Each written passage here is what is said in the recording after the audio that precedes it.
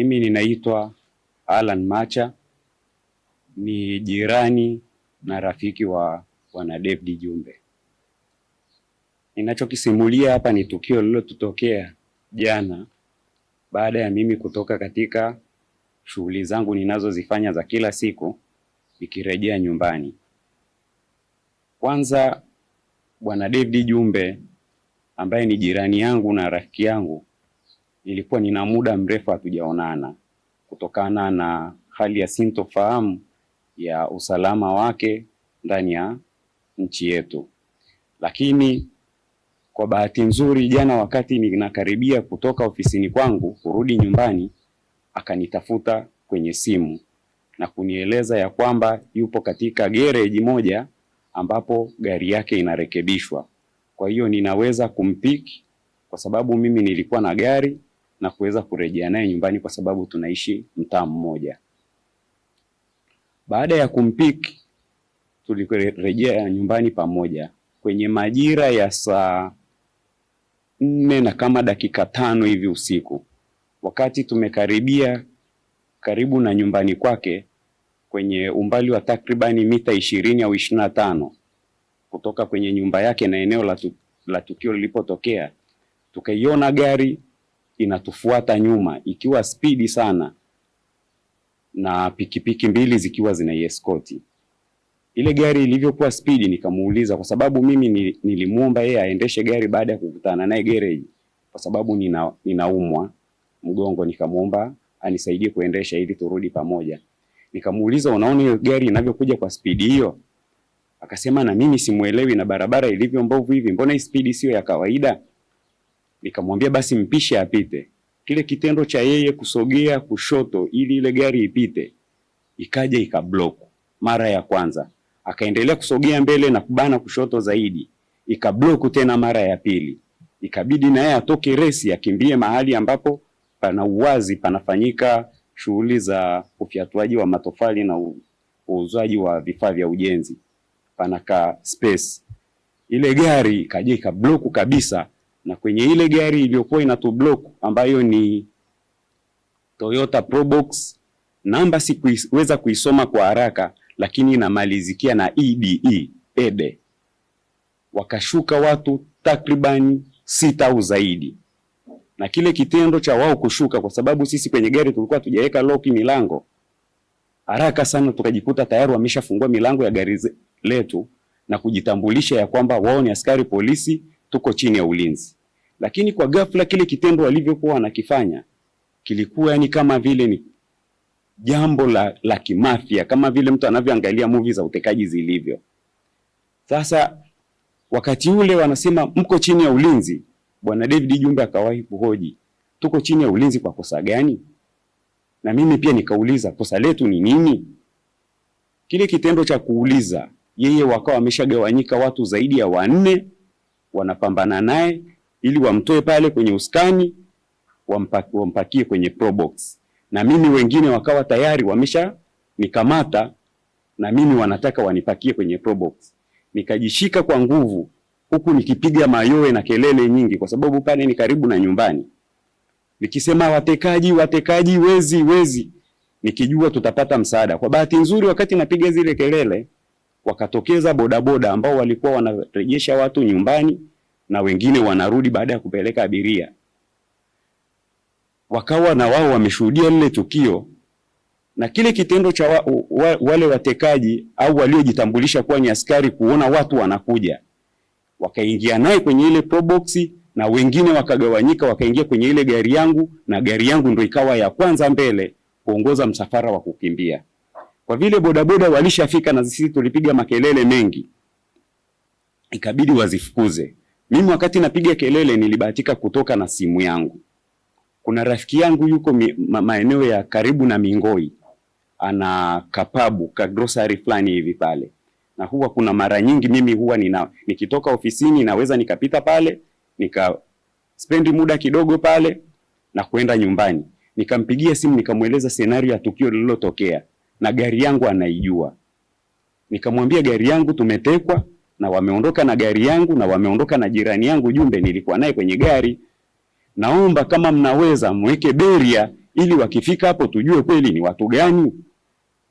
Kwa hiyo ile taarifa nilivyoitoa haraka, kwa sababu mimi vijana wengi wanaoendesha bodaboda pale wananifahamu, na yule alivyokuwa ninaongea naye pale walikuwepo bodaboda kwenye ile grocery yake.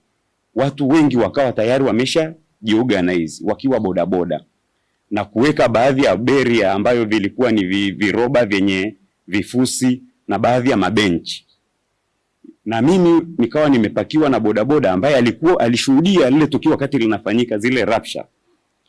Kwa hiyo tukawa tunaifukuza ile gari yangu ambayo iko mbele na ile probox yao iko nyuma ya ile gari yangu.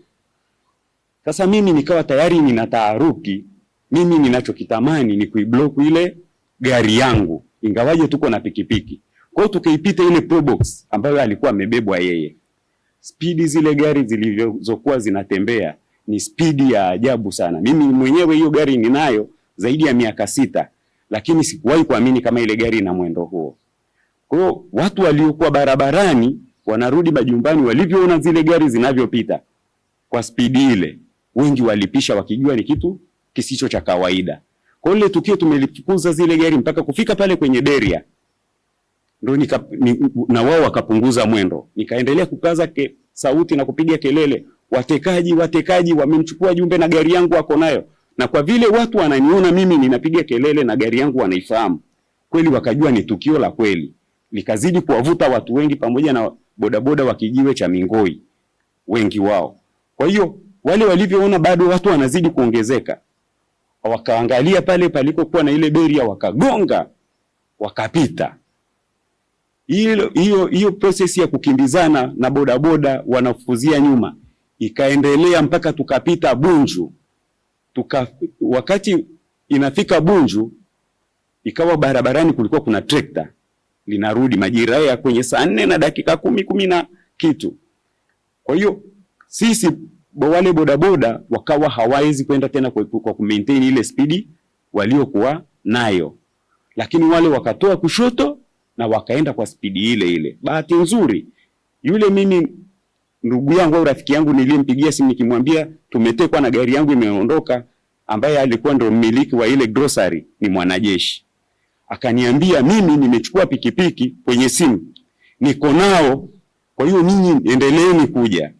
Kwa hiyo sisi na mimi nikawaomba wale bodaboda wasiache kutupa support, tuweze kukimbiza, tujue kama wataingia kituo cha polisi, tujue basi ni polisi wenyewe, tujue jambo likoje ili nikaweze kuripoti. Cha kushangaza, walivyofika maeneo ya karibu na Boko Magengeni, wakaingia hii njia ya kuingilia kwenda Mbweni kwa spidi za ajabu sana, na watu wameshuhudia hilo tukio. Baadaye walivyoona bodaboda wanaongezeka, wakaenda wakazunguka, wakarudia hii barabara kama wanarudi sasa ile njia walioingilia. Walivyofika maeneo ya ile baa moja inaitwa Mashati, wakafyatua risasi kama 2 juu ili watu wapungue, lakini bado bodaboda wakaendelea. Wakafika barabara ya mbele yake, wakaingia sasa moja kwa moja barabara ya kunyoosha kwenda Mbweni, kule kuliko na ule msitu wa eneo la usalama. Walivyoenda wakafika pale kwenye ile beria, kwa sababu ile barabara ina beria. Walivyofika kwenye beria hawakwenda tena kwa spidi ile, wakapunguza spidi na baadaye wakazima magari, wakapaki, wakashuka wote ndani, wakafyatua risasi nyingi sana kuelekea kule ambako bodaboda walikuwa wanazifukuzia. Kwa bodaboda wengi na watu ambao walikuwa wanasogea wakaona ile taharuki, tukaanza kurudi nyuma kwa kukimbia pia. Walioweza kugeuka na bodaboda walioweza kukimbia kwa miguu, lakini baadaye bodaboda wakasema hapana, tusikimbie. Maana walivyofyatua zile risasi walifika mahali wakatulia. Lakini lile eneo ni eneo la usalama na pana beria, bodaboda hawakudhubutu kuingia, na kwa ile situation ya wao kufyatua risasi ikapelekea pia watu kuwa na hofu ya kwenda. Kilichotokea baada ya lile tukio la ufyatuaji wa risasi kutulia, wakawa kuna baadhi ya bodaboda walitoa mawazo pale. Akawepo bodaboda mmoja aliyekuwa na namba ya OCD, akampigia simu akamweleza scenario ya tukio ambalo ameliona, akamwambia na muhusika wa gari ambayo imechukuliwa yuko hapa, msikilize. Sikuweza kujua alikuwa amempigia OCD wa wilaya ipi, lakini mimi nikamwelezea scenario ya jambo lilivyo. Akanisikiliza, baadaye akaniambia sawa. Tulivyoendelea kukaa pale, baadhi ya ndugu mimi wakawa wameshapata taarifa ya kitu kilichotokea. Nikawa ninapokea simu za kuniambia nirudi nyumbani, kama mimi nimeweza kutoka nirudi nyumbani. Lakini mzee wangu mmoja aliyenipigia, nikamuuliza nitarudi nyumbani bila kwenda kuripoti polisi? Akaniambia kuripoti polisi ndio jambo la muhimu zaidi. Nikatoka pale kwa sababu tukio lilipo na kwenda kituo cha polisi Mbweni ni karibu. Tukaenda kituo cha polisi Mbweni, tukakuta pale askari 4. Wawili wakiwa wamekaa nje wana silaha, mmoja yuko kaunta na mmoja ambaye alikuwa anatusikiliza alikuwa amevaa rubega juu ya Kimasai. Akatusikiliza, lakini akasema ngoja kwanza niwasiliane na wakubwa zangu. Wakapiga simu nyingi sana. Nakumbuka wakati mimi pia niko kwenye jambo kama hilo, ninajaribu kufikiria ni wapi ninaweza nikapata msaada wa haraka wa kuweza mimi kunifikisha pale ambapo ninaona nitasaidika. Kwa hiyo rafiki yangu ambaye nilihisi labda yupo kwenye chombo chochote cha usalama wa nchi, nina mawasiliano yake ya karibu, niliwajulisha. Siwezi nikawataja majina, lakini nilijulisha zaidi ya watu 4 5. Mmoja wapo akaniambia kama umetoka na kuomba maintain, usiendelee kufuatilia, wewe hakikisha unarudi nyumbani. Lakini nilivyoenda pale polisi tu, baada ya kutoa maelezo wakatuambia tusubiri. Ameambiwa asubiri kabla ya kufungua arabi au kunichukua maelezo. Tukakaa pale pamoja na yule mwanajeshi aliyenisaidia kuweka beria na kuifukuza ile gari kwa pikipiki. Baada ya kama dakika 20 hivi tukawa hatuitwi aidha kwenda kutoa maelezo au kuchukuliwa maelezo pale Mbweni polisi. Akaenda akawauliza kama tunashindwa kupata msaada, je, mnaniruhusu mimi niombe msaada pengine ninakotoka mimi, kwa sababu yeye ni mwanajeshi. Wakamuuliza, wewe tunadhani ni afande mwenzetu, unazifahamu protocol za kiaskari, kama hili tukio limetokea ukanda wa Mapinga au upande wa Kibaha linatakiwa liripotiwe Kibaha. Lakini wakati nyinyi mmetueleza hii situation na sisi tumewasiliana na wakubwa zetu, kwa hiyo tayari tumesha linki taarifa. Sisi tunawashauri ili liweze kuwa na ufuatiliaji mzuri, mrudi Mapinga polisi mkaripoti. Wakati huo wanatuambia hivyo, tumesha spend zaidi hata ya masaa 2 toka leo tukio limetokea. Kwa hiyo kile kitendo cha kutoka Mbweni polisi mpaka kufika Mapinga ni almost karibu saa 7. Tulivyofika Mapinga polisi, nikatoa briefing ya tukio lilivyokuwa. Nilimkuta askari wa kike pale, nakumbuka ni WP 5808. Akanisikiliza akaniambia, kaka, uwezi ukasema wewe wamekudhibiti watu 3 wakashindwa kuondoka na wewe, wakaondoka na gari na huyo jirani yako, aidha unadaiwa. Nikamwambia sina deni na mtu wala hakuna biashara, useme pengine kuna kitu ambacho mimi mtu anaweza kaja kafuata cha design hiyo. Akaniuliza, je, huyo mwenzako anafanya kazi gani? Mimi nikamweleza huyu mtu anafanya biashara zake za kawaida na pia ni mwanasiasa. Akaniambia ngoja na mimi niwasiliane na wakubwa zangu. Akapiga simu kadhaa, nikaongea na kuna mmoja nakumbuka niliona jina lake kwenye hiyo simu yake, anaitwa Afande Amina. Nikazungumza naye, lakini baadaye akasema sawa, nipe huyo askari niongee naye. Nikamrejeshia simu. Wakazungumza, baadaye akampigia rasio wa mkoa wa Pwani. Akazungumza na rasio wa mkoa wa Pwani. Almost ilikuwa inakaribia sasa hapo karibu saa 7 na kuelekea karibu saa 8. Rasio wa mkoa wa Pwani akaniambia nisikilize nikupe taarifa sahihi nilio nayo, baada ya kunihoji particulars zangu, majina, ninafanya kazi gani, labda ninamiliki kampuni gani, ni kipi ambacho ninakifahamu kutokana kwa huyo jirani yangu, anafanya nini, ni mwanachama wa chama gani. Nilivyomweleza akaniambia hao ndio hao wanaharakati.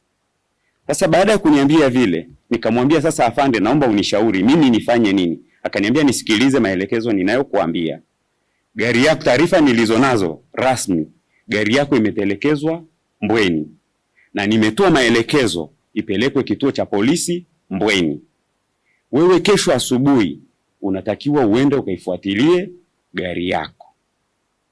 Nikamuuliza, nikamwambia samani afande, naomba nikuulize, kwenye gari nilikuwa nina laptop ambayo ndio kila kitu kwenye kampuni yangu, ndio imebeba kila kitu, particulars zote kwenye kampuni yangu, na pia nilikuwa nina fedha taslim kwenye begi.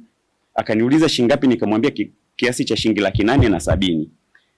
Baada ya hapo akaniambia mimi siwezi nikakugarantii hivyo vitu unavyovitaja kwa sababu sijaenda kwenye ukaguzi wa gari, lakini taarifa nilionayo rasmi ninayoweza kukuambia ikana kwamba gari yako imetelekezwa maeneo ya Mbweni na nimetoa maelekezo ipelekwe Mbweni polisi.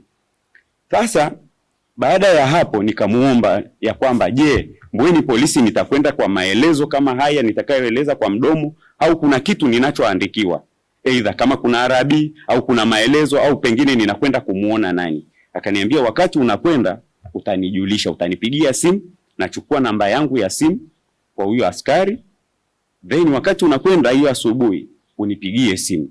Kwa hiyo wakati sasa baada ya kupata taarifa hizo ikanilazimu sasa mimi niombe wale waliokuwa wamenipa support ya kwenda pale wanipeleke nyumbani. Nilivyofika nyumbani ndo nikakuta taharuki tayari, familia ya Jumbe wako kwenye sintofahamu, familia yangu iko kwenye sintofahamu, lakini tukakubaliana kwa vile Jumbe ni mwanachama wa Chadema, lazima pia hizi taarifa tuzipeleke kwenye ofisi ya makao makuu ya chama ili waweze kufanya ufuatiliaji zaidi na mimi niweze kujua baada ya hapa mimi ni kipi ninachokifanya. Ndipo asubuhi nilivyokuja ikabidi tuje kwanza ofisi za chama. Tukiwa hapa ndipo katibu mkuu ananiambia amepata taarifa, naibu katibu mkuu amepata taarifa kutoka kwenye familia niliyoacha nyumbani ya kwamba bwana Jumbe amepatikana, lakini hali yake ni mbaya na yuko na pingu. Wakati niko kwenye maelezo ananieleza, ndio tukauona ugeni wa maafisa wa polisi wamekuja kwa ajili ya mazungumzo na naibu katibu mkuu, na mazungumzo yao waliyofanya ni kama vile alivyoeleza naibu katibu mkuu. Kwa hiyo ndio picha halisi ya kile ambacho kilitokea mpaka sasa hivi. Nashukuru sana.